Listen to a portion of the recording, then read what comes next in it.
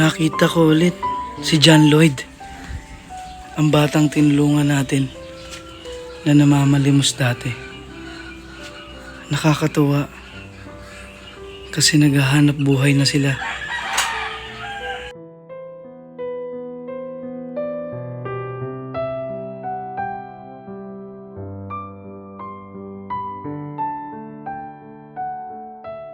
Good morning po. Masaya ako ngayong umaga. Kain muna tayo ng almusal. Masaya po ako. Alam niyo kung bakit? Kasi yung ating tinulungan noon na si John Lloyd, nakita ko na. At hindi lang po yun yung balita. Masaya po ako dahil siya po ay hindi na nanghihingi sa kalye. Marunong na po siyang maghanap buhay. Gusto niyo pong alamin kung ano yung tinitinda niya. So, titinda siya ng chicharon.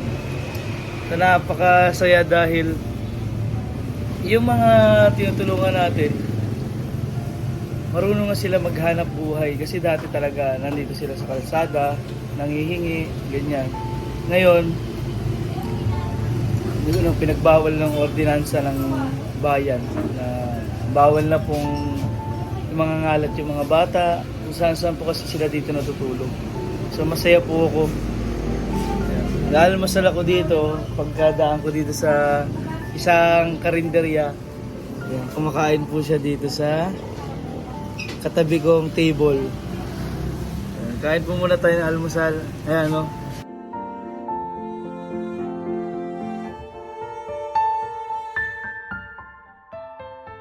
Na may dala na yung belt bag at naghahanap buhay na. Thank you Lord kasi may pagbabago sa buhay ng batang si John Lloyd. Kakausapin natin siya habang kumakain. Pero good morning po muna sa inyong lahat. Kain muna tayo.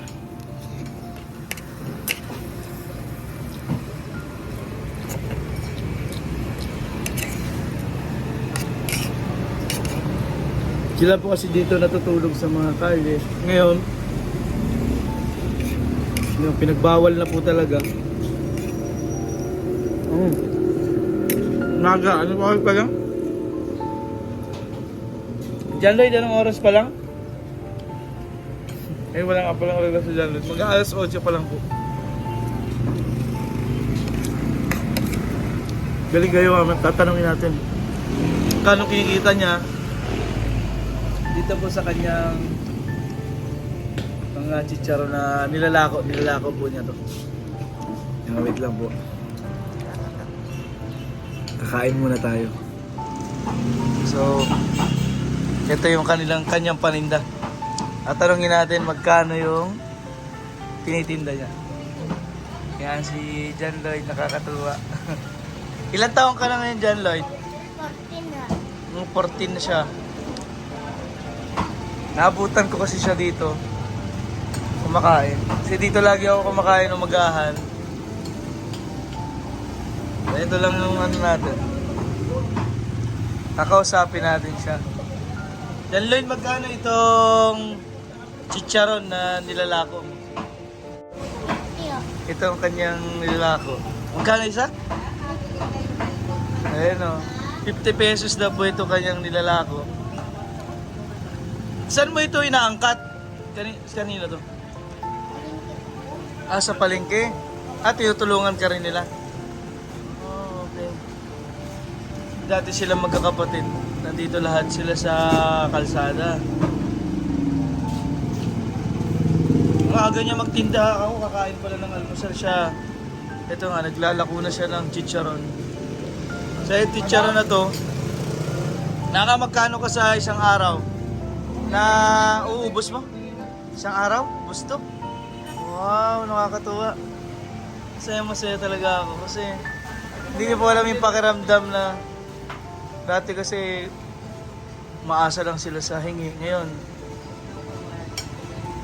may tumulong po sa kanya na maghanap buhay. Pati po yung mga kapatid. Yung mga kapatid mo ba na nagtitinda rin ito?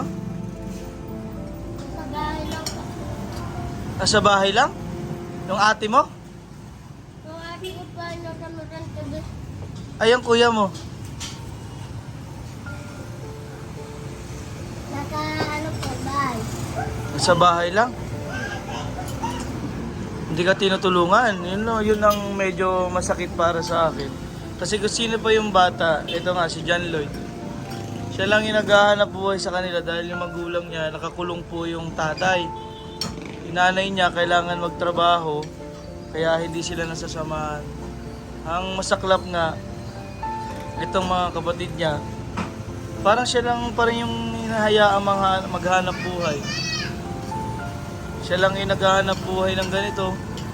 Yun din ang medyo masakit sa akin. Kwento niya, siya pa rin yung bumubuhay sa kanyang mga kapatid. Sa ate niya, sa kuya niya.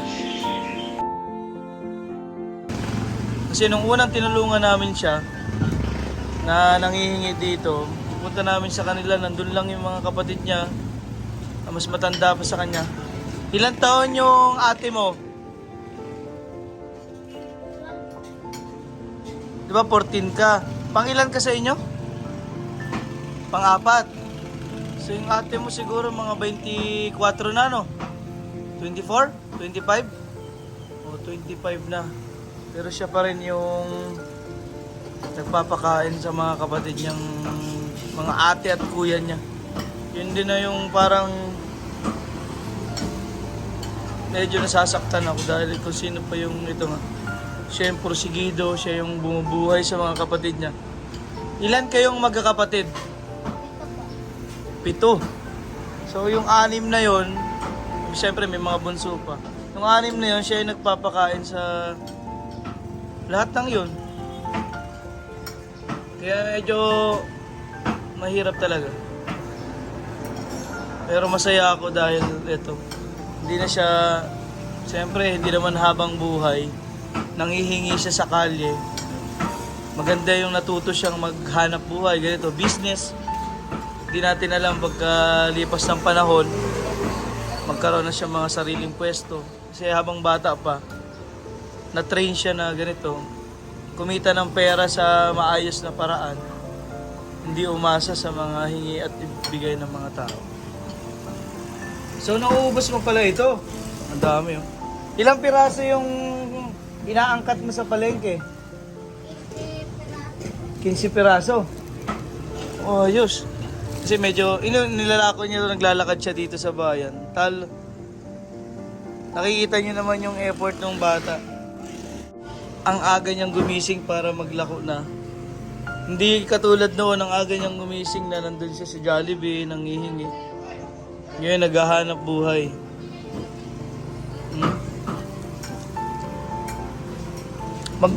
Abulong mo sa akin, magkano ang puhunan nito isa? Magkano isa? Puhunan? Opo. 30? Ano pa? 500. 500 at saka 300. Hindi, magkano ang bigay nila nito sa iyo, isa? Kasi, di ba, magkano benta mo dito? 50? Yeah. O magkano ang bigay nila?